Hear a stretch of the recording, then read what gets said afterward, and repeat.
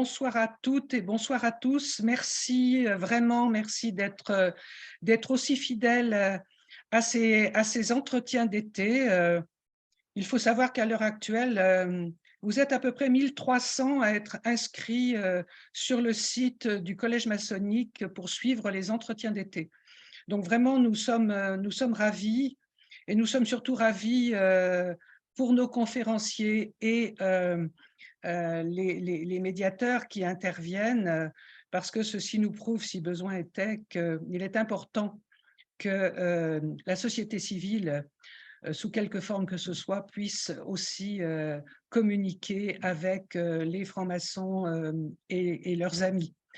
Ceci en est une preuve. Il y a 4 ans que nous faisons cela et je crois avec beaucoup de succès. Nous sommes vraiment, vraiment heureux, vraiment. Merci, merci à tous de votre présence.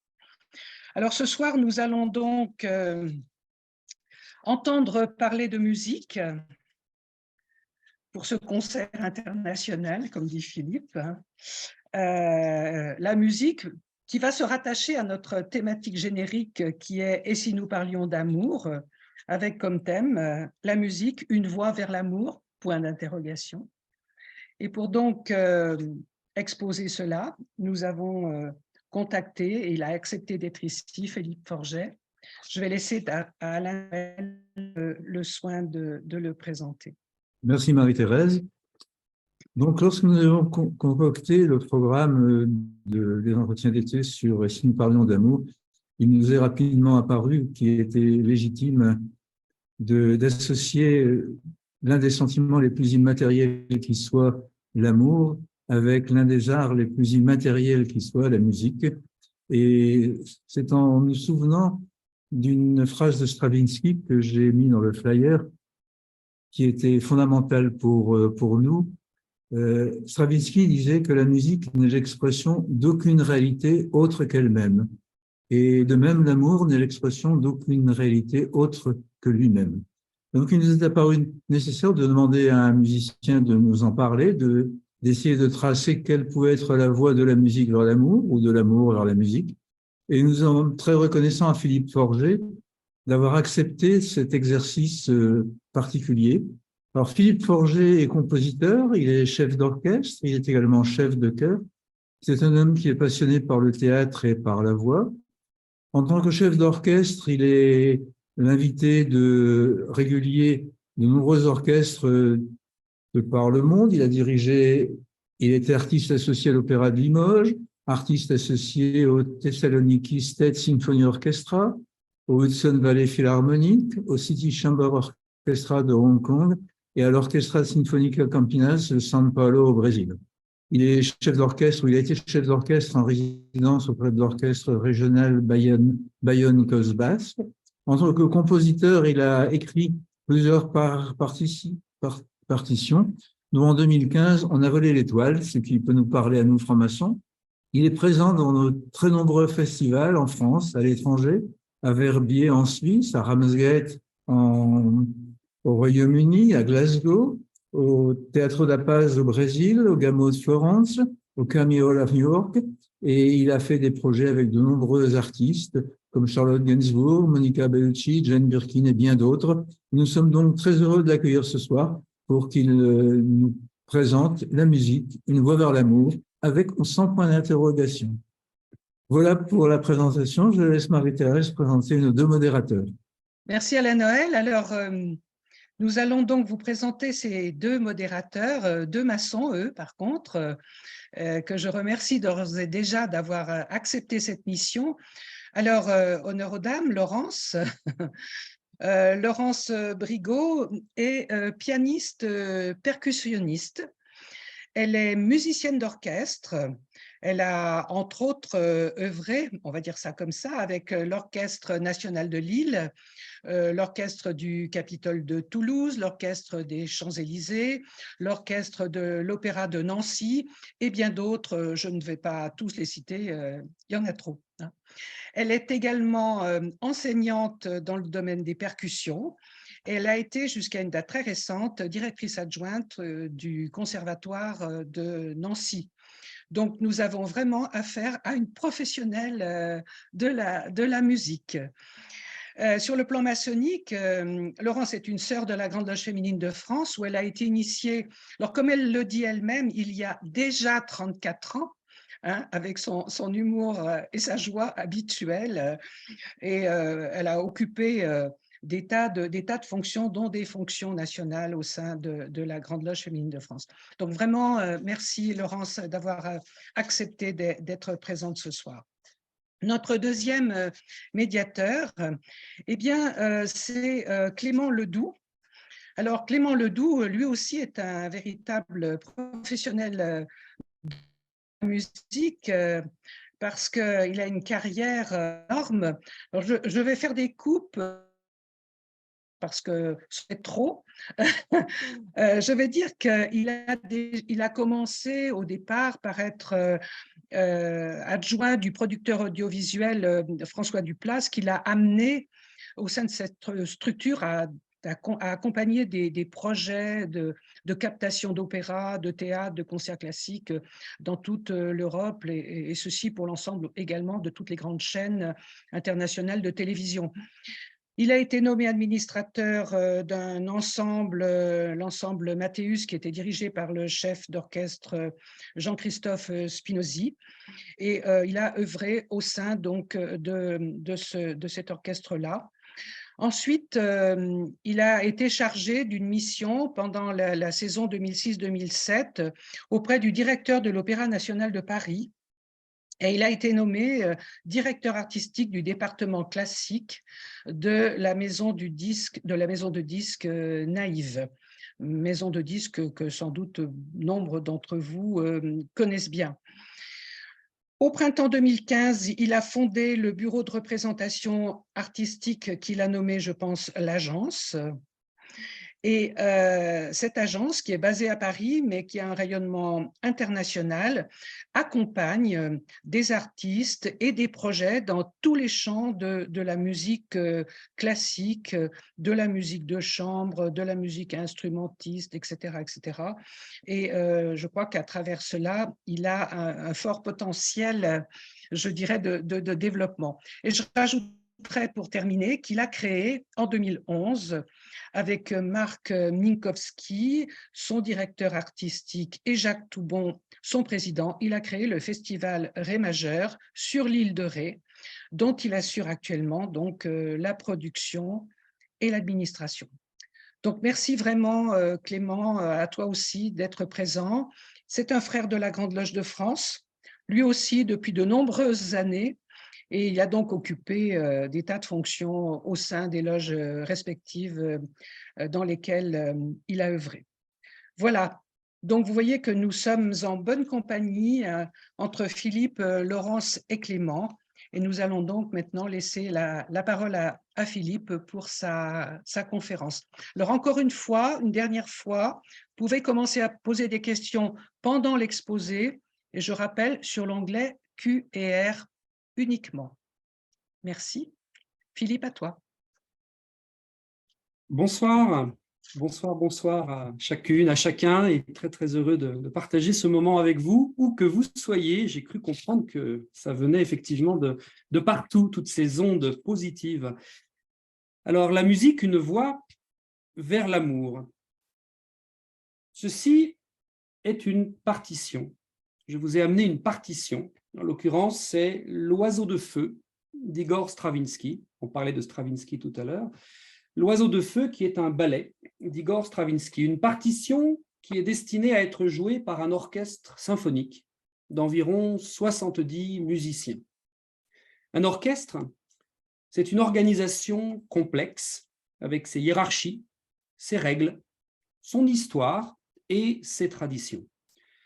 Chaque musicien y apporte sa propre expression à travers la sonorité d'un instrument qui est devenu, au fil du temps et des années de pratique, l'instrument de sa propre musique, de sa musique intime. Cette musique intime, c'est la vibration, c'est-à-dire la perception du monde qui l'entoure et qui s'exprime à travers l'instrument qu'il a choisi et à travers le rituel qu'est la partition.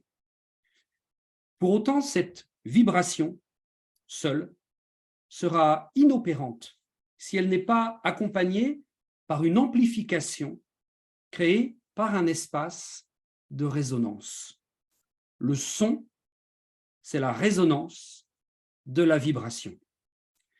Je pense que vous connaissez tous, j'imagine, ce petit outil que nous appelons un diapason. Ce diapason va donner une note à partir de laquelle nous pouvons imaginer ajuster l'ensemble des instrumentistes d'un orchestre. Cette note, c'est le La. Avez-vous entendu ce La? Je ne pense pas. Maintenant, si je fais ça, en plaçant ce diapason juste sur le bureau en bois qui est devant moi, je pense que vous l'avez entendu, je vous le souhaite. Une vibration qui ne s'amplifie pas et qui demeure isolée ne viendra pas enrichir d'autres espaces de résonance et ne s'enrichira pas elle-même. Cet espace de résonance devient le récepteur et l'amplificateur du champ émotionnel et sensible. Dans le domaine de la facture instrumentale, pour un piano, cette caisse de résonance prend le nom de table d'harmonie. Et le mot est ainsi prononcé, l'harmonie. L'harmonie signifie l'union. Au XVIIe siècle, en France, on mettait un instrument d'accord. On ne parlait pas encore d'accorder l'instrument, mais on mettait un instrument d'accord. Par la suite, les musiciens adoptent dans leur champ sémantique que le préalable avant de jouer, et le mot est important, est de s'accorder. Car avant de jouer, il faut que les musiciens désirent être réunis, désirent se regarder, désirent s'écouter pour apparaître et exister les uns face aux autres. Il faut découvrir le faisceau des autres sources de vibrations et se mettre à la recherche de l'harmonie, se disposer, se préparer à la concevoir, puis à la recevoir. Car l'harmonie ne se décrète pas. Elle est le fruit d'un travail long et délicat, fragile et insaisissable. Le plus nécessaire et le plus difficile, nous dit Mozart, c'est le tempo. Entreprendre un voyage que l'on sait primordial, tout autant qu'incertain, pour que l'œuvre soit commune et pour qu'elle soit durable, il faudra continuellement interroger les règles du jeu, J-E-U, et accepter la vulnérabilité. S'ajuster pour mieux s'élever dans une œuvre qui nous transforme et nous appelle à nous dépasser. Nos émotions, musicales en l'occurrence, nous connectent au mouvement. Celui ou celle qui est en mouvement est apte à accueillir les émotions. Et les émotions agissent comme un révélateur de notre état au monde. Nous apprenons à les recevoir, nous apprenons à les maîtriser, jamais à les éteindre. Le récit musical, polyphonique, c'est-à-dire avec plusieurs voix, tend à incarner tout entier la concorde et l'harmonie en voyageant à travers les émotions, les tensions et ses résolutions. En cela, la conscience d'un rapprochement, d'une union, puis d'une conjugaison impliquant des ajustements et des transformations deviendrait une œuvre probablement dédiée à la beauté. Et c'est dans l'expérience de cette dimension que nous parvenons à nous dépasser, à nous surprendre et à grandir. Dans cette construction et ce parcours, notre prédisposition à accueillir le champ musical, émotionnel est fondamentale. Il faut distinguer le monde sonore du monde musical. Les êtres vivants sont habitués à réagir à de nombreux avertisseurs sonores. Le vent dans les feuilles nous indique que peut-être l'orage va arriver. Le tonnerre qui éclate nous précise que l'orage est là, mais aussi le klaxon intempestif dans la rue et qui nous avertit d'un danger imminent. Ces sonorités annoncent la surprise ou l'inquiétude et traduisent une attitude vitale que nous pouvons qualifier d'ordinaire. L'organisation des sons, la recherche de l'expressivité du champ émotionnel, du sens qu'il sera peut-être possible de donner à cet agencement, fait cesser toute recherche de causalité réelle. L'être humain apprend à maîtriser les sonorités transposées ou traduites de la nature et les harmonise entre elles. Notre animalité, je le dis entre parenthèses, notre animalité s'en trouverait ainsi apaisée. Et nous pénétrons dès lors un imaginaire sonore façonné non par les avertisseurs du risque ou du danger, le vent dans les feuilles ou le klaxon dans la rue, qu'il soit d'origine humaine ou naturelle, mais par l'empathie. Le discours musical devient apparent. Il est empathique, il est pensé et il est causé par le compositeur. Cette causalité est imaginaire et non fictive. La fiction transfère la réalité selon les lois de la réalité elle-même, tandis que l'imaginaire transfère la réalité vers une illusion, un effet d'optique ou, en musique, un trompe-l'œil sonore, une peinture pour les oreilles, disaient les compositeurs madrigalistes de la Renaissance italienne. La musique crée les conditions d'un discours équilibré entre l'imprévu et le prévisible, onirique, empathique, impalpable, invisible et pourtant réel. Ce qui jadis faisait la valeur du discours musical, c'était sa rareté, dévoilée en des cercles autorisés et en de précieuses occasions. Le XXe siècle, lui, a poussé jusqu'au bout la logique qui veut que le plaisir créé par le discours musical puisse s'éprouver dans la répétition, y compris mécanique. Écouter, réécouter à l'infini une voix ou une interprétation. Additionner les playlists comme les vinyles ou les CD, il n'y a pas si longtemps encore. Allumer la radio chaque fois que l'on entre dans sa cuisine ou que l'on monte dans sa voiture. Oui, mais pourquoi? Peut-être parce que la musique incarne, exprime cet équilibre entre l'imprévu et le prévisible, et qu'entre les deux existe l'empathie et l'expression maîtrisée de nos sentiments, mais que par-dessus tout, la musique élève, galvanise et rassure tout à la fois.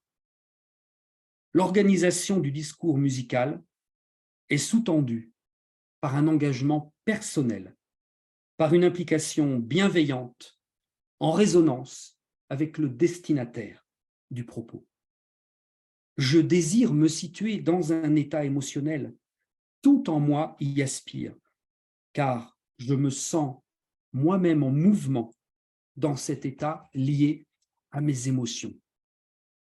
Il faut que le mouvement soit mu par le sens, c'est-à-dire l'idée d'une direction vers laquelle je souhaite me diriger ou vers laquelle nous souhaitons nous diriger. Le sens nous aide et dans le même temps, il ne nous donne pas le choix. Il exige que nous incarnions notre démarche, que nous soyons auditeurs ou interprètes. Nous sommes impliqués. L'opéra, la chanson, la voix en général, nous permet parfois de nous transférer dans le champ émotionnel d'un personnage, d'un autre, je le dis avec des guillemets, d'un autre. L'émotion qui, s'incarnant dans ce personnage, deviendrait moins abstraite et ainsi représentée, elle devient extérieure à nous-mêmes. En guise d'articulation, je vous propose 3 citations complémentaires et peut-être très contrastées. Claude Debussy, l'immense compositeur français Claude Debussy. La musique commence là où la parole est impuissante à exprimer. Michel Serres. C'est tellement rare, c'est tellement improbable, c'est tellement miraculeux que c'est peut-être ça, la civilisation et la culture. Rencontrer quelqu'un qui écoute.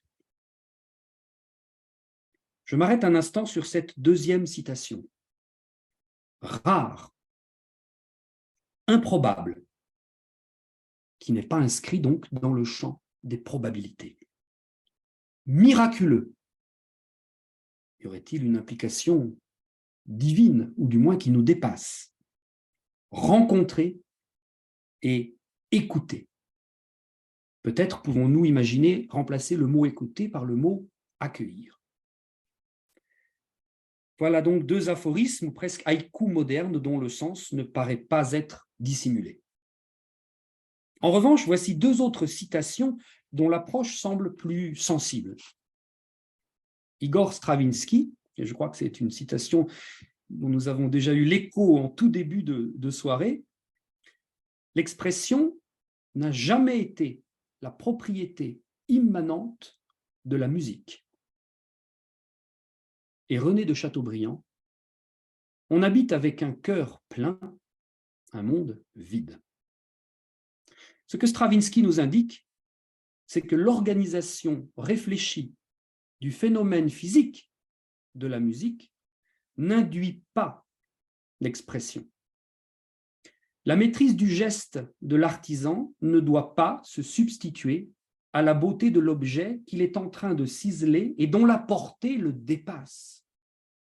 Alors que dire des intelligences artificielles, soi-disant capables de susciter en nous émotion et empathie, si l'éducation et le discernement ne nous empêchaient pas d'être aveuglés par la simple, entre guillemets, la simple performance technologique. Stravinsky nous alerte dans les 6 leçons sur la poétique musicale sur le fait que rien ne doit être confisqué par aucun des protagonistes dans la construction qui mène au discours musical. Le compositeur, l'interprète, l'auditeur et les lieux sont strictement indissociables et que leur rencontre, leur écoute mutuelle et le désir d'une œuvre commune créent les conditions d'apparition de la musique et de ses paysages psychiques et émotionnels. Quant au constat établi par Chateaubriand, on habite avec un cœur plein, un monde vide. Je laisse Pascal s'exprimer. La dernière démarche de la raison est de reconnaître qu'il y a une infinité de choses qui la surpassent. Elle n'est que faible si elle ne va pas jusqu'à connaître cela, que si les choses naturelles la dépassent, que dira-t-on des surnaturels? Le cœur a ses raisons que la raison ne connaît point. Combien de fois, pour ma part, en tant que musicien, n'ai-je pas entendu « Vous savez, je ne suis pas musicien » ou bien « Je ne connais rien à la musique » ou encore « La musique, ce n'est pas pour moi ».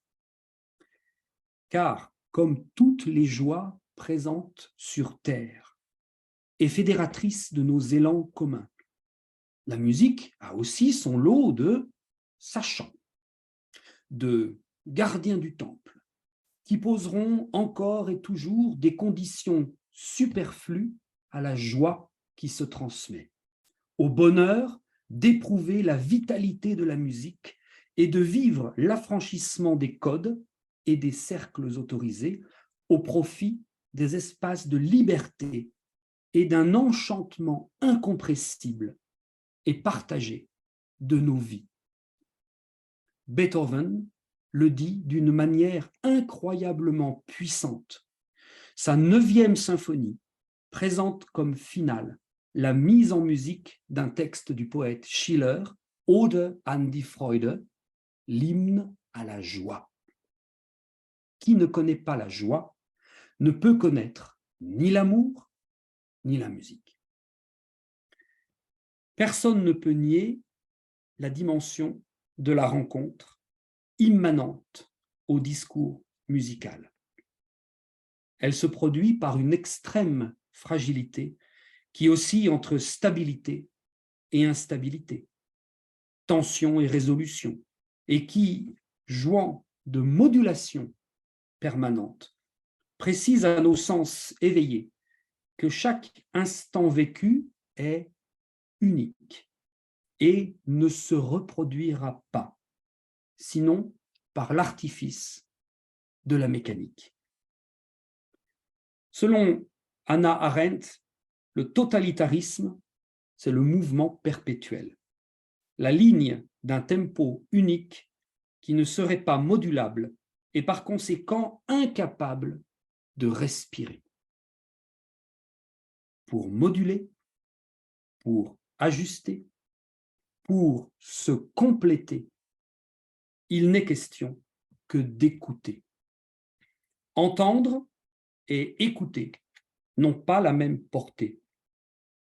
Entendre ne sollicite qu'une activité passive, là où écouter engage tout le champ cognitif et modifie la perception au point de transformer la suite du discours. La musique est la langue des émotions, quelle qu'en soit bien sûr l'esthétique. Le plaisir d'écouter et de vivre en musique n'est pas celui d'entendre et d'identifier des structures sonores construites. Le plaisir du formalisme est une satisfaction intellectuelle de l'érudit. Il n'a pas besoin de l'émotion. L'excitation sensorielle n'est pas non plus le choc psychologique dans lequel nous plonge parfois l'expressivité de la musique. La musique ouvre au monde du sensible. Le monde du sensible est tissé par nos émotions, par notre perception intime, et nous recevons librement la musique en la laissant tout aussi librement et diversement s'insinuer en chacun de nous. Mais il faut aussi reconnaître que la musique et les œuvres musicales possèdent une structure expressive capable d'imposer des états émotionnels à un grand nombre d'auditeurs et de mettre une foule à l'unisson. Pour autant, seule la force d'un imaginaire individuel sera mobilisée, quelle que soit la foule en présence. L'imaginaire est un prérequis à la créativité et à l'ouverture au monde du sensible, à la liberté et à une vision apte à devenir une co-construction. Sensible, co-construction, liberté, imaginaire, mobilisation, créativité, élan incompressible de l'intérieur vers l'extérieur. S'agit-il là des prérequis à l'amour ou bien de la résultante agissante de l'amour? Je voudrais maintenant induire quelques paradoxes et contradictions. Car la substitution de la métaphore amoureuse à l'expérience musicale peut aussi connaître ses avatars dans le monde qui est le nôtre. Je vais donc me montrer un brin provocateur et aborder deux aspects parmi d'autres: l'idolâtrie et la marchandisation. Comme tout ce qui est vulnérable, la musique et l'amour peuvent aussi être détournés et dévoyés. Je pose un postulat. Admettons que je n'aime pas Brahms, le compositeur Johannes Brahms. Je dis, avec beaucoup d'aplomb, à qui veut l'entendre, que l'essentiel de la production de Johannes Brahms me semble, âme sensible, vous voilà prévenu, arrogante et tristement académique. Ce que j'en dis haut et fort, c'est qu'elle ne me touche pas, qu'elle ne m'émeut pas. Tout au contraire, elle agit car elle est agissante en moi. Et il en est de même pour chaque expression artistique. La manière dont nous accueillons la voix de tel chanteur, de telle chanteuse, la musique de telle compositrice ou de tel compositeur révèle quelque chose de nous à travers une relation apaisée, neutre, voire indifférente, ou totalement investie, positivement ou négativement. Je reprends donc mon discours anti-Brahms. Musique tiède, intellectuelle, pure satisfaction de l'esprit pour des oreilles flattées par une science de la dialectique sonore tout à son service, musique destinée exclusivement à une bourgeoisie urbaine et triomphante, Brahms m'agace. Hugo Wolf, compositeur, lui aussi viennois et strict contemporain et grand rival de Brahms, critique musicale aux dents particulièrement aiguisées, aurait très bien pu écrire ces lignes. D'ailleurs, qui vous dit qu'une partie de ces mots n'est pas de Wolf lui-même? Brahms minaude, fait le pan avec son auditoire, lequel se pâmera du premier mouvement ou du troisième de telle symphonie, en ne comparant que des versions discographiques relevant souvent de l'archéologie, mais notez que ce qui est ancien est sûr et ne saurait être remis en question. Brahms a donc ses partisans et ses détracteurs, ces gardiens du temple qui, plus catholiques que le pape et plus royalistes que le roi, parlent de lui, parlent pour lui et le réduisent presque à l'état de statue miraculeuse qu'il faut adorer ou abattre. Et nous voilà passés au combat de posture, à la croyance et à l'idolâtrie. L'idole n'a que peu de rapport avec la liberté, celle qui nous permet une conscience agissante, en mesurant, en sollicitant cette alchimie vertueuse qui associe la raison et l'amour. En fait, pour défendre ou égratigner Brahms, tout autre grand nom, on va requérir des principes et des attitudes liées à l'idolâtrie. Personnellement, j'aime des œuvres, rarement leur auteur, puisque je n'ai pas eu souvent l'heure et le bonheur de les rencontrer. S'agissant de Brahms, Bach, Mozart, Tchaïkovski, j'imagine, je suppute des éléments appartenant à leur intimité, tandis que les œuvres qui nous sont laissées par eux ouvrent en grand le champ de l'universel. Et il faut rappeler que la vie de Mozart ou de Brahms, ces vies ne sont pas celles du Christ relatées par les évangiles. Ma relation amoureuse avec la musique consiste à la laisser vivre, à la laisser agir. Et je me considère comme un privilégié en la côtoyant intimement sur scène et ayant appris à ne pas la museler selon les seuls critères de mes goûts ou de mes humeurs. Le matériau d'un opéra de Mozart n'est pas conçu pour être traduit par une extension telle de lui-même qu'il en deviendrait un objet expressionniste, déformé pour soi-disant mieux être interrogé. L'opéra de Mozart, le ballet de Stravinsky, cette partition constitue un rituel sacré pour tout musicien. Je peux trouver à cet opéra de Mozart, à titre personnel, toutes les lignes de la modernité ou de l'innovation.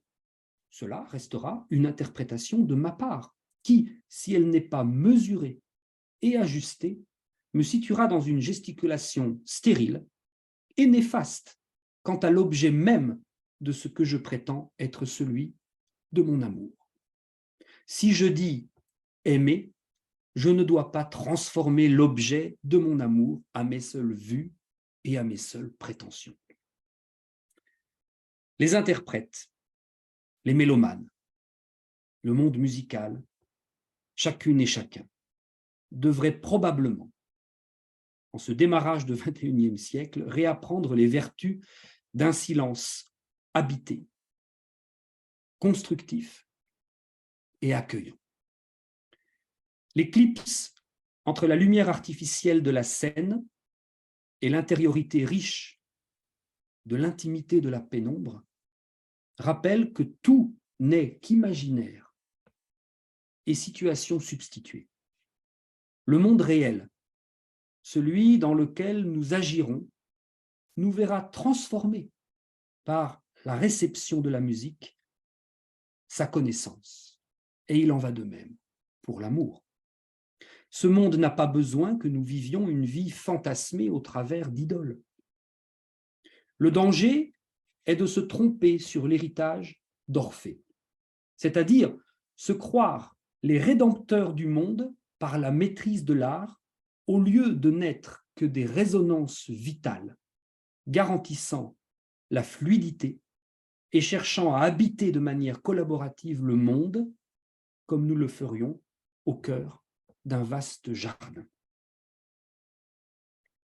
Notre époque est extrêmement dérangée et dérangeante. Nous communiquons beaucoup trop, de plus en plus mal et d'une manière totalement inféodée à la marchandisation et à l'événementiel. Nous érigeons la communication en une croyance qui sait se substituer au contenu et à l'objet. Il est question de publicité. Occupant les espaces cognitifs, visuels, sonores, quelque chose s'est mis en place destiné à tromper nos angoisses et par un ricochet malheureux à empêcher les vertus du silence. Pourquoi? Parce que le silence n'est ni fonctionnel ni pratique. C'est un ami pianiste qui me faisait tout récemment une juste leçon, figurez-vous, sur Brahms. La flamme, le désir, l'amour peuvent s'éloigner et même s'éteindre si on les contraint, si on les étouffe sous une permanente justification, sous une sempiternelle injonction. Ce n'est pas la musique que Brahms nous laisse, en fait, qui me rend perplexe et m'oblige à une posture combative. C'est que l'on m'assène sa nécessaire attractivité, la domination de sa pensée, la puissance de son œuvre. Comment? Tu n'aimes pas?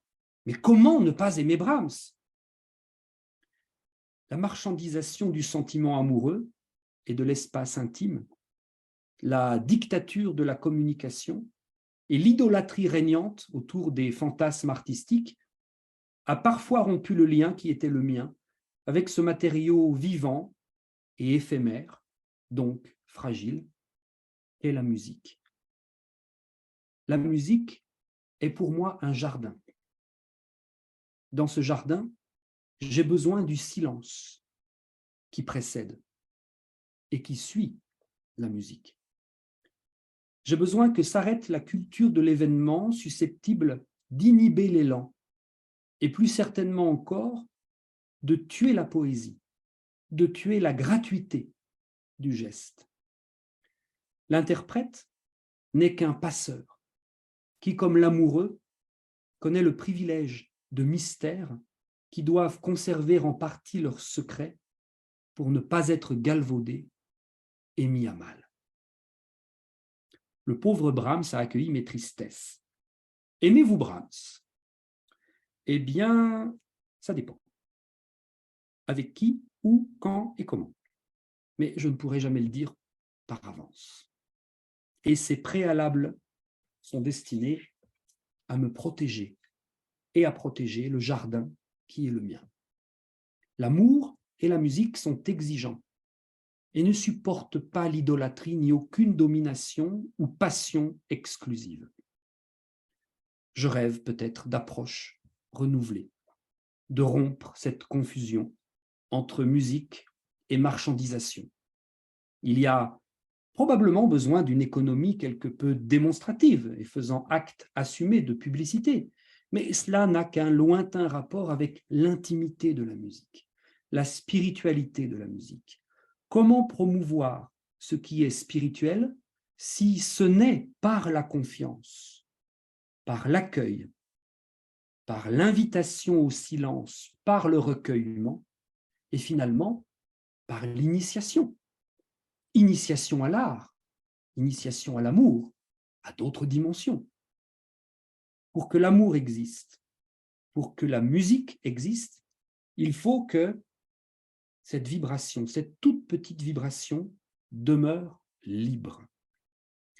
Et ainsi, l'amour et la musique vont pouvoir se déployer en totale liberté et pourront s'émerveiller de leur transformation mutuelle si les temporalités de ce déploiement sont respectées. Et si le monde sonore, bruyant et autoritaire, veut bien accueillir le silence nécessaire à fertiliser le temps qui s'écoule. Ce temps qui s'écoule immanquablement. Nous manquons terriblement d'un temps suspendu et d'un silence habité. Claudel, pour finir, avec l'une des 100 phrases pour éventail, dans laquelle se trouve conjugué un pluriel, une intimité et un mystère que nous devinons heureux. Chut. Si nous faisons du bruit, le temps va recommencer. Je vous remercie. Merci Philippe pour ces propos denses et magnifiques. Je vois qu'il y a déjà des questions sur le Q et R. N'hésitez pas à l'alimenter. Nous allons avec Laurence se faire l'écho et le relais de toutes vos questions.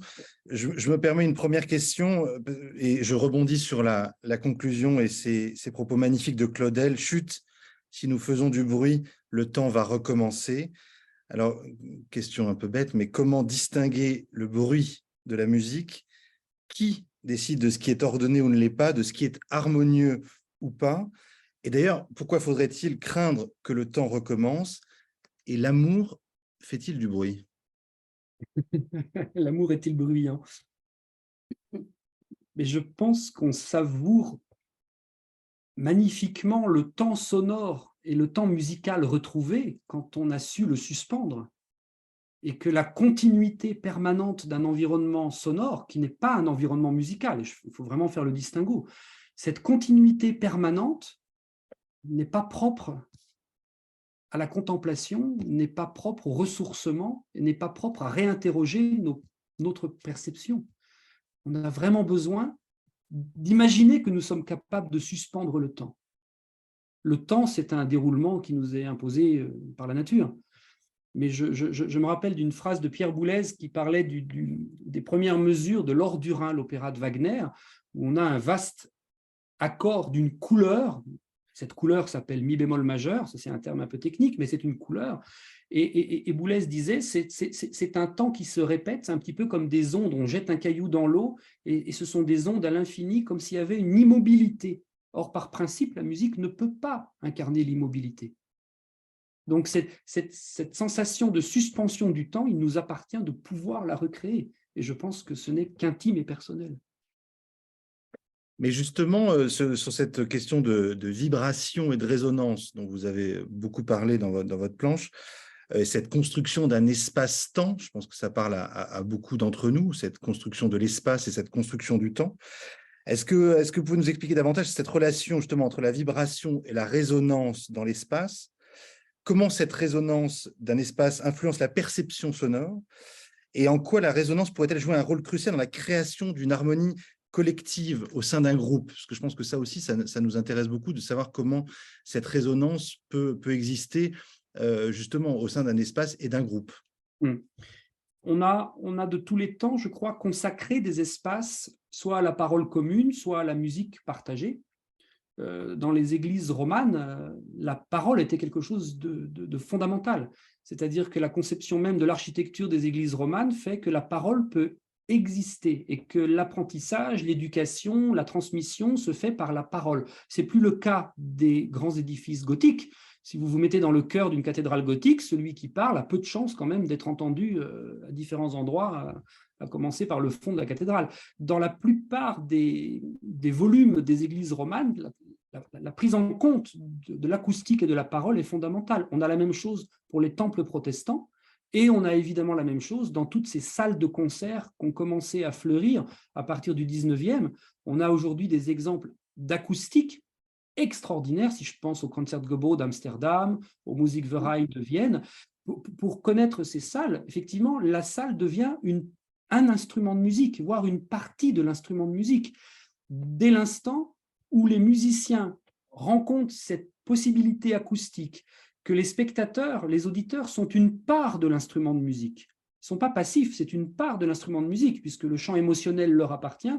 On a là la possibilité effectivement d'éprouver, de ressentir quelque chose. Chacun le traduira comme il veut, mais dans le même espace-temps, quelque chose est susceptible d'apparaître entre un faisceau effectivement de possibilités réunies. Merci d'abord pour cette réponse. Merci Philippe pour ce beau morceau d'architecture. Donc, moi, je baigne dans la musique depuis toujours et j'ai bien entendu que la musique est une énergie vibratoire. Donc, nous baignons dans un océan vibratoire lorsque nous écoutons de la musique. Nous sommes donc tous reliés puisque tout est vibration. Est-ce que vous pensez que la prise de conscience de cette reliance universelle, et via la musique, peut changer notre rapport au monde? J'ai envie de dire que oui, j'en suis convaincu, effectivement. Alors, c'est le musicien pas qui est sur scène qui va essayer de répondre, c'est ce que me procure la musique. Et j'allais dire je crois, j'ai envie de dire je sais, pour l'avoir éprouvé, qu'un chant maronite en haut d'une église au Liban, dans la montagne, ou une symphonie de Tchaïkovski dans une salle, etc., me transforme. Je n'ai plus la même conception du monde avant et après. Mettre des mots là-dessus, c'est très délicat, c'est très compliqué. Mais oui, il y a eu quelque chose de plus grand que moi qui est apparu dans ma vie. Au-delà du phénomène physique, il y a également le champ émotionnel et le cadre, effectivement, fait totalement partie de ça. Et oui, cela nous relie. Pour avoir aussi beaucoup travaillé à l'étranger, les mots s'arrêtent et la musique se donne à vivre, et c'est ce qui nous relie le plus aisément. Je pense qu'en fait, il faut créer les conditions pour que quelque chose apparaisse, que quelque chose soit susceptible d'apparaître. Et du coup, pour nous, auditeurs comme musiciens, mélomanes comme artistes, on va dire, se mettre en état de faire. Est-ce que vous pensez, voilà, la musique, une voie vers l'amour, est-ce que vous pensez qu'il y a des musiques ou des œuvres particulières ou même des compositeurs qui amèneraient plus facilement à cet amour universel? Allons-y. Alors, je vois tout de suite des œuvres qui n'amèneraient pas du tout à ça, déjà. Non, mais parce qu'on parle beaucoup de la musique comme quelque chose avec une force spirituelle incroyable, et ce qui est réel, bien sûr, mais il y a aussi des musiques qui prennent le contre-pied de ça, bien sûr. J'ai en tête un opéra de Schoenberg qu'on avait fait à l'Opéra de Lyon qui s'appelle Erwartung. Pour le situer très rapidement, on est dans l'expressionnisme. Alors, si vous voyez le tableau de Munch, le cri, voilà. L'expressionnisme, ce n'est pas tout à fait rassurant, déjà. Et l'histoire d'Erwartung, en 35 minutes, c'est une jeune femme dans un bois la nuit.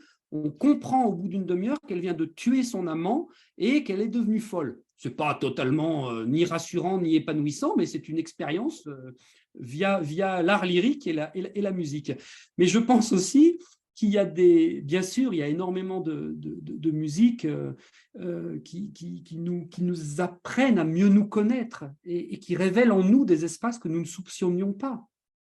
On a tous fait les expériences de chanteurs et de chanteuses, je vais dire des noms, après ça touche ou ça touche pas les gens, mais de Barbara, de Brel, de Jane Birkin qui nous a quittés récemment, etc., où un timbre de voix, les mots utilisés, la patte sonore, est quelque chose qui nous touche immédiatement et qui nous révèle quelque chose à nous-mêmes, ou pas.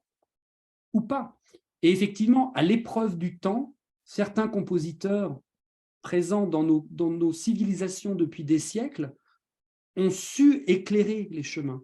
Si je pense à Jean-Sébastien Bach, bien sûr, si je pense à Mozart, si je pense à Schubert, ça ne veut pas dire que je trouve tout Mozart extraordinaire, ni tout, je n'idolâtre pas. mais il y a quand même quelque chose de l'ordre de l'expérience vécue par ces gens-là, qui est un véritable témoignage d'amour et d'humanité qui est capable d'éclairer l'univers. Alors, nous avons pas mal de questions qui arrivent. N'hésitez pas à continuer à en proposer. Et puisque Philippe, vous êtes non seulement musicien, mais aussi compositeur, il y a une question peut-être pour le compositeur. Le compositeur est-il seul créateur ou bien est-il partie prenante d'un processus de co-construction de la création, comme vous l'avez évoqué au début de la conférence? Et comment s'exerce cette co-construction? Alors, je suis un compositeur qui adore épouser les univers des autres. Concrètement, j'écris beaucoup de musique vocale. Donc, ça veut dire que je m'empare avec délectation, avec bonheur des univers poétiques de beaucoup d'auteurs. Et je voyage à travers leurs mots, et je voyage à travers leurs prosodies, à travers leurs univers. Alors, est-ce que c'est de la co-construction?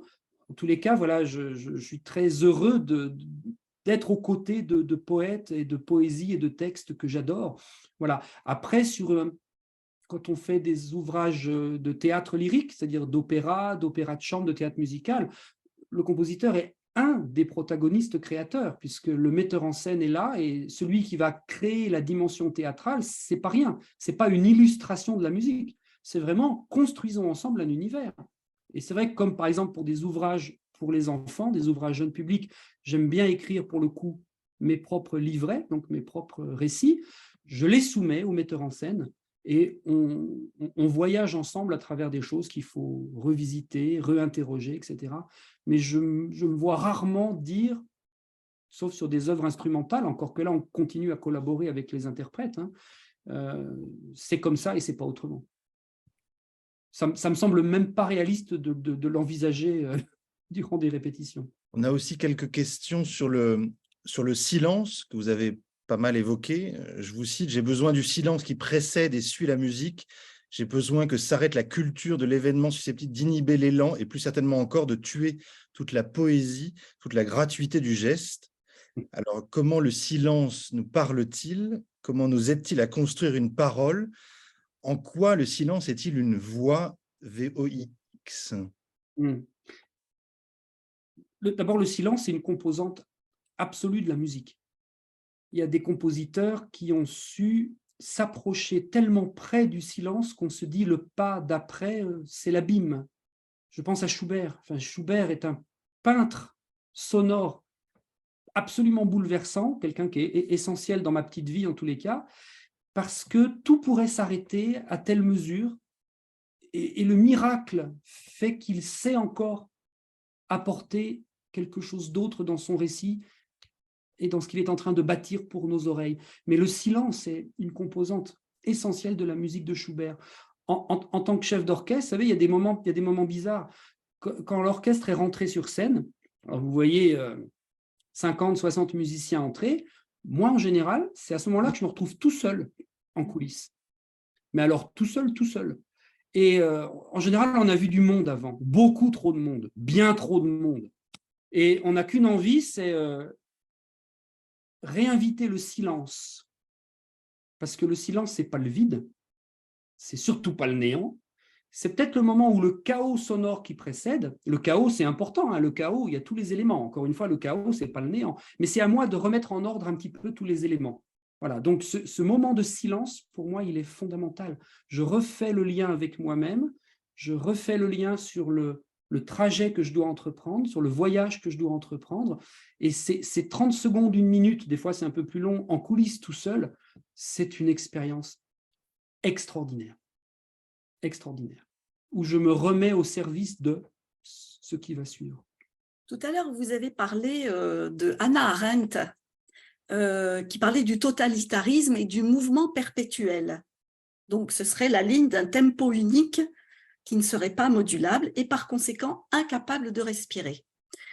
Et moi, je pense à des œuvres répétitives, comme Terry Riley, par exemple. Voilà, c'est un tempo immuable. Et comme elle fait référence au totalitarisme, je voulais, moi, faire référence à Cyril Scott, qui est écrivain et philosophe, et qui dit que la musique des grands compositeurs diffuse l'énergie vibratoire dont une société ou une civilisation a besoin à un moment précis. Qu'est-ce que vous en pensez? Si je reprends déjà ce que vous disiez, Laurence, sur Thierry Riley, mais aussi sur ce mouvement qu'on appelle la musique répétitive, la musique minimaliste. C'est plus sympa de dire minimaliste que répétitif. Voilà. Mais c'est ce que les Français, des fois, ont traduit à certaines époques. Bon, la musique minimaliste.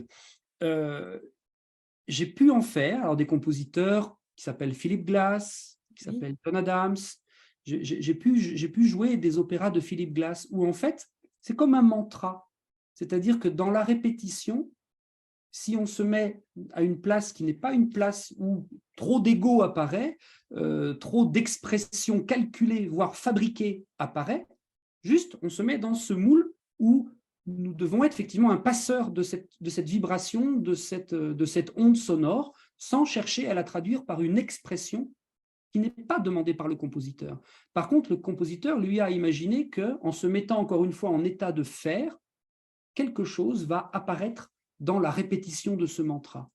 Et c'est bien ça, en fait, qui se passe, c'est-à-dire que quelque chose nous emmène et nous propose un ailleurs, sans que cet ailleurs soit narratif, sans qu'il soit descriptif, mais effectivement, nous avons ouvert d'autres espaces de liberté tout à fait personnelle, d'imaginaire et de liberté tout à fait personnelle.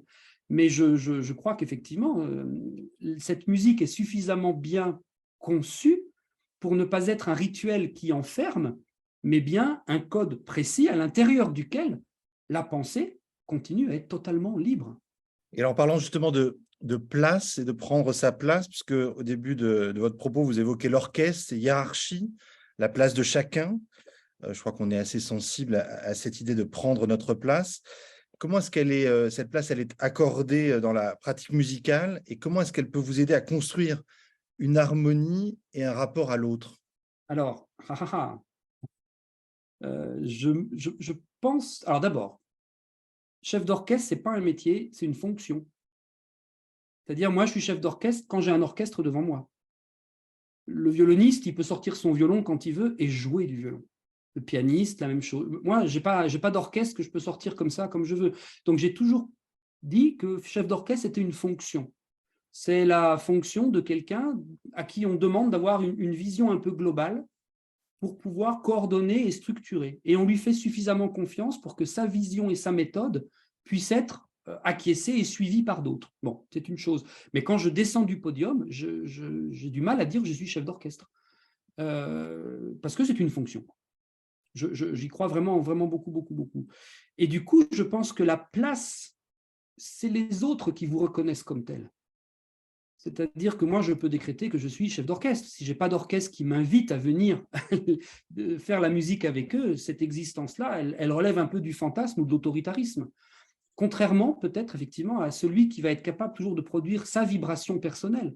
Le pianiste, le chanteur, le violoniste, il peut également témoigner dans l'instant de son parcours et de son implication directe dans cet univers sonore et émotionnel. Moi, je ne le peux pas. Donc, je pense qu'on est reconnu tel quel par les autres. Je me définis très volontiers comme un artisan et je laisse aux autres le soin de dire, s'ils le souhaitent, que je suis artiste. Oui, alors là, je rebondis tout de suite parce que c'est la question de l'artisan et de l'artiste. Ouais. Puisque, en effet, dans votre propos, vous dites la maîtrise du geste de l'artisan ne doit pas se substituer à la beauté de l'objet qu'il est en train de ciseler et dont la portée le dépasse. Donc, c'est toujours cette question de savoir si on est artisan ou artiste, ou en tout cas si le musicien est artisan ou artiste, surtout d'ailleurs dans la pratique en groupe, et notamment dans la pratique orchestrale, mais ça peut être le cas aussi en musique de chambre. Et au-delà du musicien, moi je me pose aussi la question de l'amoureux. Est-ce qu'il est un artisan ou est-ce qu'il est un artiste? Est-ce qu'il y a une construction de l'amour ou quelque chose d'inné de l'ordre du choc amoureux? Ouais. Ben je me sens vraiment comme un artisan, c'est-à-dire j'essaye de garder la maîtrise de tous les outils qui sont les miens pour fabriquer quelque chose, y compris la temporalité, c'est-à-dire le cuisinier, il ne va pas décider que pour que son plat soit meilleur, il va cuire en 2 heures et pas en 7 heures. Ça ne marchera pas. Ou alors, au contraire, il faut que ce soit bien plus cuit. Enfin, le temps, la maîtrise des outils, la chose très terre à terre, en fait. Mais je crois que ça, mis à ma disposition, je vais proposer quelque chose dans un lieu consacré, avec des moyens qui sont, ce qui me concerne, des moyens de professionnels, donc je suis très privilégié, mais il ne m'appartient pas à moi de dire je suis un artiste, ça me semble impossible. Je suis un passeur, je suis un passeur. Comme je peux probablement, dans mon expérience de vie personnelle, dire je sais ce que c'est qu'une expérience amoureuse. Je l'ai vécue, elle m'a transformé. Mais de dire je suis un amoureux, c'est difficile. Et pourtant, l'artiste a besoin de, justement, vous évoquiez cette reconnaissance, mais j'allais dire aussi tout simplement le succès, un certain rapport au public. Est-ce qu'il y a quand même pas quelque chose de l'ordre de la récompense, ou est-ce qu'il faut se soustraire à ça? Compliqué, hein. Alors, le mot juste, c'est la reconnaissance. Oui, il y a besoin de la reconnaissance, mais j'ai besoin de la reconnaissance. Quand l'orchestre est content parce qu'on a passé une bonne semaine ensemble et qu'on a bien travaillé, j'ai cette reconnaissance-là. Ça veut dire que maintenant, on va passer au stade d'après, qui est ce que nous avons bâti ensemble pendant une semaine de répétition, ouvrons-le encore à d'autres. Voilà. Et fort de la reconnaissance des premiers, on va vers les suivants. Ça, oui, la reconnaissance, oui. Le succès, je ne sais pas ce que c'est. Franchement, ça m'angoisse trop. Ça m'angoisse. Non, mais c'est super angoissant parce que c'est super angoissant. Mais par contre, la reconnaissance, c'est fondamental. Et quand on en parle avec un peintre, évidemment, ce n'est pas du tout la même notion de la reconnaissance. Parce que nous, à la fin d'un concert, clap, clap, clap, clap, clap, il y a quelque chose où nous restons ensemble pour que ce moment continue à se prolonger. Tandis que le peintre ou l'écrivain, il y a quand même un autre rapport à la temporalité, au public. La reconnaissance est toute différente. Il y a quelque chose qui se montre chez les musiciens, c'est sûr, quelque chose qui s'exhibe. C'est pour ça que je fais beaucoup d'opéra, parce qu'au fond de ma fosse, ça me va très bien. Alors, j'ai une question.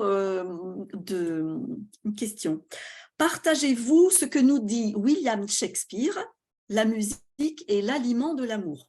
Oh, c'est bien, c'est bien, c'est bien. Ben oui, mais en musique, il y a des rythmes, il y a des climax, il y a des tensions et des résolutions, il y a des tempêtes, il y a des silences.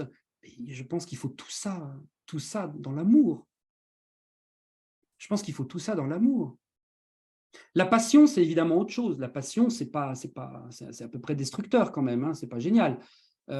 C'est très, très, très, très puissant, mais c'est aussi très dévastateur. L'amour, c'est ce qu'on va construire. La musique, on va la construire. La musique avec l'orchestre, la musique avec un quatuor, la musique du compositeur, c'est une construction. Voilà. C'est pas l'imitation de ce qu'on a dans la nature. S'il fallait imiter, autant écouter l'original. Hein. C'est une transposition, une traduction de quelque chose qui nous vient de plus haut et de la nature. Alors, dans la continuité, une autre question, les musiques sacrées ont-elles un pouvoir, entre guillemets, supérieur? Qu'est-ce que c'est une musique sacrée? Moi, je connais des musiques religieuses, mais par définition, pour moi, toute musique est sacrée. Alors, je le dis sur un ton qui est un peu prétentieux, je vais le refaire. Je pense que toutes les musiques sont sacrées.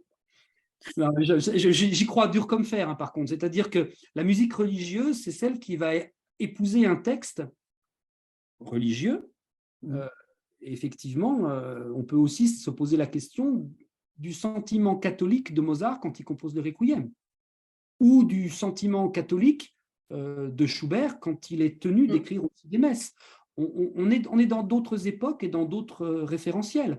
Pour autant, je ne pense pas que, je ne sais pas, le 14e quatuor de Beethoven ne soit pas sacré. Je ne pense pas que la symphonie inachevée de Schubert ne soit pas de la musique sacrée. Ce qui nous vaut, musiciens, des fois, quelques discussions pas toujours aisées avec le clergé, sur ce qu'on peut faire dans une église ou pas. Il y a l'adéquation des textes. Là, je suis d'accord, il y a l'adéquation des textes avec des lieux. On parlait tout à l'heure de cette adéquation entre les lieux, les spectateurs, les musiciens. Là, je suis d'accord. Mais la musique, mais les sons. Moi, je voulais revenir sur l'idée de liberté que vous avez évoquée. Vous nous dites, pour que l'amour existe, pour que la musique existe, il faut que la vibration soit libre. Quelle est cette liberté nécessaire à l'existence de cette vibration? je vais peut-être partir déjà de quelque chose, si vous voulez bien. Si vous êtes dans un auditorium, dans un théâtre, et il y a un piano sur la scène. Voilà. Et on va dire à 10 pianistes différents, vous allez jouer tous le même morceau. Ben, ce sera le même morceau, le même rituel, c'est-à-dire la même partition, les mêmes indications de tempo, les mêmes indications de nuances, les mêmes notes. Ce sera juste 10 univers différents.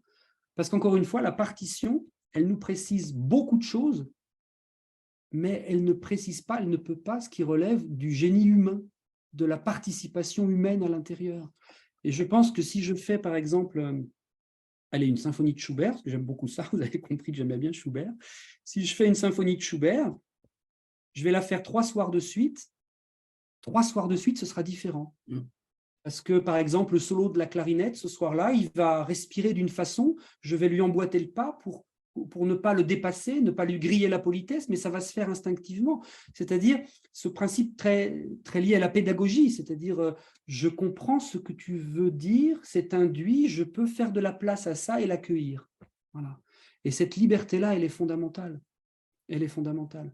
Sinon, effectivement, on va se faire remplacer par des machines. Et c'est la même liberté en amour? C'est fondamental, je pense, de laisser cette liberté s'exprimer en amour, effectivement. Effectivement. Effectivement. J'ai une anecdote, alors je ne vais pas dire qui c'est parce que ce serait méchant. C'est un orchestre d'opéra qui m'a dit ça. C'était la différence entre le chef d'orchestre qu'ils avaient à l'époque et un métronome. Il disait, le chef d'orchestre est beaucoup plus précis que le métronome. Mais le métronome est tellement plus expressif que lui. Ce que je trouvais assez redoutable, effectivement. Peut-être que des fois, l'expression est beaucoup plus fondamentale que la rigueur absolue pour maintenir la présence de quelque chose. Alors, on a une question. Vous évoquez le fait que Mozart connaissait des difficultés avec le tempo. Pourtant, justement, le chef d'orchestre doit maîtriser ce tempo dans le cadre de sa fonction et dirige, aide et conseille les interprètes. Quelle était sa difficulté vis-à-vis des mouvements? Alors, je pense que Mozart a dit le plus exigeant et le plus difficile, c'est le tempo. C'est-à-dire, il ne dit pas qu'il avait une difficulté particulière par rapport à ça. Je pense que Mozart nous dit, attention, ne négligez pas le tempo, c'est là où tout se joue. Et en fait, vous savez que le tempo, dans beaucoup de musique, quand même, c'est ce rapport à la pulsation. Voilà, une pulsation. Ça peut être ça peut accélérer, ça peut ralentir. Bon, c'est la pulsation. Qu'est-ce qu'on arrive à créer entre deux pulsations? Voilà, à l'intérieur, entre ces deux pulsations, qu'est-ce que j'arrive à créer? Et peut-être ce que Mozart nous dit, c'est soyez toujours vigilants à ce que tout puisse apparaître entre deux battements de pulsation. Trop lent, le discours se disloque probablement, se dilue. Trop rapide, ça ne peut pas apparaître, ça ne peut pas être éloquent. Donc, peut-être Mozart nous dit, en fonction des interprètes, en fonction des chanteurs, en fonction de l'acoustique, soyez toujours vigilants à ne pas dire que le tempo est un dogme absolu. Je le traduis personnellement comme ça. Tout à l'heure, vous parliez de diapason. Donc, le diapason, ça fait penser aux fréquences d'accords d'un orchestre. On sait que les orchestres d'aujourd'hui sont à une certaine fréquence, je ne vais pas rentrer dans le détail, et les orchestres baroques sont à une autre fréquence. Est-ce qu'il y a une différence de ressenti entre ces deux fréquences? Est-ce que ça induit d'autres sentiments, d'autres émotions?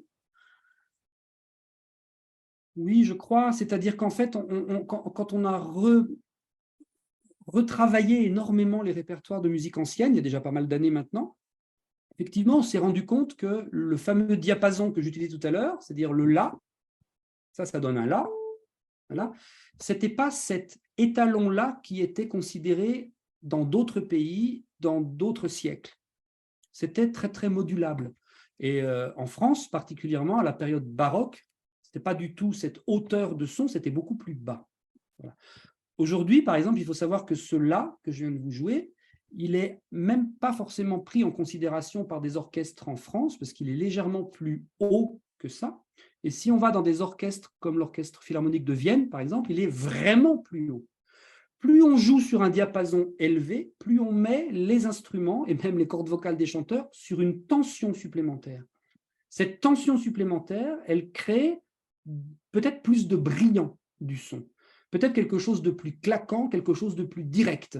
Donc, dans beaucoup de répertoires, notamment du début du XXe siècle ou de la fin du XIXe, si je pense à Richard Strauss, si je pense à Gustav Mahler, ce brillant et cet aspect beaucoup plus incisif du son peut aider à pénétrer beaucoup mieux le discours de la pâte orchestrale qui est extrêmement riche, extrêmement fourni. C'est-à-dire que pour les oreilles, il y a à écouter beaucoup d'événements sonores partout. En revanche, si je retourne sur les répertoires de musique baroque, notamment française, où là, c'est un La à 440, alors que les Français jouaient, on va dire grosso modo, sur un La à 390, si je ne dis pas de bêtises, Laurence? Il me semble que les orchestres baroques étaient à 432, mais encore aujourd'hui. D'accord. Le La français vraiment très très bas est 432. D'accord. Ça veut dire que la sensation est quelque chose peut-être de plus bas dans le corps. Ou peut-être l'ensemble du corps a plus d'aisance à ressentir cette vibration et à la laisser se propager. C'est peut-être aussi des répertoires, je pense à la musique de la Renaissance et à beaucoup de musique baroque, où la voix et les instruments ont énormément de répertoires en commun. Et que les premières sources de polyphonie sont vocales au XVe et XVIe siècle, avant effectivement de connaître une transposition dans le monde orchestral, ou du moins instrumental. C'est-à-dire ce qui se rapproche de la voix avec quelque chose de concevable dans le corps. Donc oui, il y a une vraie influence très très marquée effectivement des changements de diapason et de fréquences sur lesquels on arrive à jouer. Alors, est-ce que ça peut expliquer, alors c'est peut-être plus personnel cette question, est-ce que ça peut expliquer que le fait d'écouter de la musique ancienne, la musique baroque, semble plus apaisante? Et là c'est personnel. Oui, alors c'est très personnel, effectivement. Oui. Moi, j'ai une passion pour les répertoires polyphoniques du XVIe siècle, c'est-à-dire des compositeurs, ce qu'on appelle les franco-flamands, c'est-à-dire ces compositeurs qui avaient développé la maîtrise de l'écriture contrapuntique. Le contrepoint, c'est comment faire sonner plusieurs voix simultanément, des voix différentes. Et on ne parle pas d'accompagnement d'une ligne supérieure. On parle vraiment du mariage de lignes complètement différentes les unes par rapport aux autres. Et je suis très sensible à ça parce qu'on a l'impression de quelque chose qui tourne, pas d'une ligne, mais de quelque chose qui tourne avec des éclairages différents à plusieurs moments. Et j'aime profondément cette musique de la Renaissance. Ouais. Une question justement de quelqu'un qui est connecté, qui n'est pas musicienne. Comment les musiciens font-ils pour jouer leur instrument, suivre leur partition et vous regarder? Est-ce qu'il y a des choses qui se jouent entre les musiciens et vous en dehors des concerts et qui contribuent à l'orchestration? Pose la question. Alors, on va se situer, l'orchestre et le chef, dans le même récit. Ce récit, ce n'est pas le récit du quotidien, c'est un récit qui nous met en extension de nous-mêmes. C'est-à-dire que l'énergie que demande la symphonie de Beethoven ou le Sacre du printemps de Stravinsky, nous allons l'explorer ensemble. Ce qui fait qu'on va acquérir au fil des répétitions des points de rencontre très précis et des moments de réflexe extrêmement développés. Le musicien me voit du coin de l'œil. Et par exemple, un soliste qui aurait un grand solo à faire, moi, je ne vais pas le déranger. Donc, c'est une sorte de code, de protocole bien entendu entre nous. Je vais le laisser jouer et l'accompagner. Par contre, il y a des moments où l'orchestre a besoin d'une mobilisation plus grande et il doit savoir pouvoir compter sur moi. Mais nous allons élaborer ces codes entre nous, ces codes relationnels au fil des répétitions. Le musicien arrive en répétition, il doit être prêt à jouer sa partition. Et moi, mon boulot, c'est de faire en sorte que la polyphonie, tout ce qui va entourer ce musicien, cette musicienne, devienne apparent pour le musicien et pour tous ses collègues. Et on va bâtir la dramaturgie ensemble. Est-ce qu'on peut parler d'un lien amoureux? Ah, la bonne blague. C'était le chef d'orchestre Charles Munch qui, visiblement, une fois a été un peu excédé qu'un oboïste, un joueur de hautbois n'arrive pas à faire ce qu'il voulait. Il a posé la baguette sur le pupitre et il a dit « Aime-moi ». Voilà, ce qui est très abusif. Et non, un lien amoureux, en tous les cas, une complicité que les mots ne peuvent pas traduire. Ça, c'est évident. une compréhension d'un instant très éphémère, un instant unique, que les mots ne peuvent pas traduire. Ça, c'est sûr. Je ne sais pas s'il y a d'autres questions. Je crois qu'on a fait un peu le tour de celles qui étaient en cours. N'hésitez pas si vous en avez encore. Vous avez convoqué à un moment donné dans votre propos Orphée, celui qui par amour va braver les enfers, celui qui les dompte par la musique justement, celui à qui on impose le silence face à Eurydice, celui qui connaît l'épreuve de la marche à reculons, ça parlera à certains d'entre nous. Et vous nous alertez sur le danger de ne pas se tromper sur l'héritage d'Orphée. Qu'est-ce que vous pourriez nous dire exactement? Et je pense que Orphée, il a reçu un don incroyable qui est une acuité sonore par le chant musical, une acuité au monde qui est incroyable. Et son don, il le fait prospérer dans le sens où sa pratique musicale est capable d'harmoniser ce qui l'entoure. Et s'il va braver les enfers pour récupérer Eurydice, c'est bien, hein, très bien, mais je pense que son don premier, et ce qu'il nous apprend, c'est que par la maîtrise de son art, il est capable de le transmettre, il est éduqué par son art, et que cet art lui permet d'être un contributeur de l'harmonisation du monde. Et en ça, moi, je pense qu'effectivement, Orphée, c'est un grand promoteur du grand jardin dans lequel j'aime bien me retrouver, c'est-à-dire quelque chose que nous allons cultiver, et que nous allons cultiver au profit de chacune et de chacun. Est-ce que la musique est de cet ordre pour ça supérieure? Parce qu'il y avait une question tout à l'heure sur globalement toutes les remarques qu'on pouvait faire. Est-ce qu'elle ne pouvait pas s'appliquer à d'autres expressions humaines, le théâtre, la danse, le récit? Ou est-ce que la musique a un pouvoir supérieur par rapport à d'autres modes d'expression? Moi, je ne peux pas répondre à ça, mais je peux dire que la musique, probablement comme beaucoup d'autres arts, évidemment, transcende, voire transfigure. Et la musique a quelque chose dans son récit qui est quand même très particulier par rapport au théâtre, par exemple, c'est que la musique nous dit dans quel tempo il faut procéder, dans quel rythme il faut s'inscrire. C'est ce qui peut paraître extrêmement contraint, mais encore une fois, ces textes qui nous sont délivrés, ces partitions aujourd'hui, ce n'est jamais qu'une pensée codifiée que nous devons faire apparaître et dans laquelle nous, musiciens, nous devons interroger tous les espaces de liberté. Et ils existent.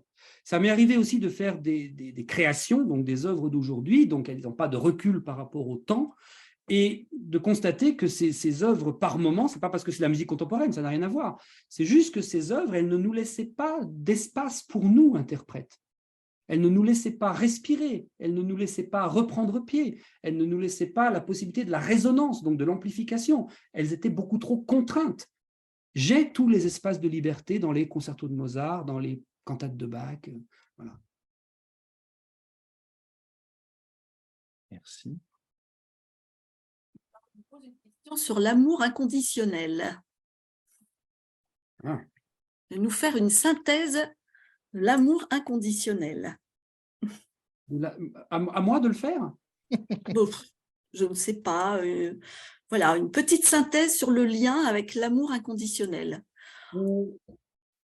Je n'ai pas le droit de modifier une virgule de la symphonie de Brahms.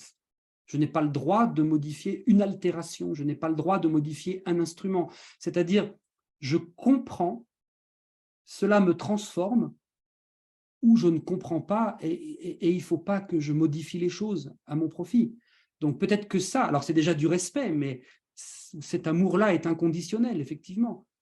Je pense aussi que le plus dur pour moi, c'est toujours de retrouver le chemin parcouru la veille pour me retrouver en état de faire. Et que la condition de la relation amoureuse, elle va être là. Qu'est-ce que j'ai abandonné comme chemin que je dois retrouver aujourd'hui? Qu'est-ce que j'ai laissé derrière moi que je dois reconquérir? C'est difficile, ça. Pourquoi la symphonie de Brahms, elle sonnait mieux il y a 2 ans et que là, j'arrive plus? Ça vient de moi ou ça vient de Brahms? et je pense que je peux le transposer peut-être dans la relation amoureuse, oui. Bien, je crois que l'heure s'écoule. Merci de nous avoir aussi joliment parlé et de la musique et de l'amour, je crois qu'Alain Noël veut dire quelques phrases. D'abord, pour remercier Philippe de son exposé.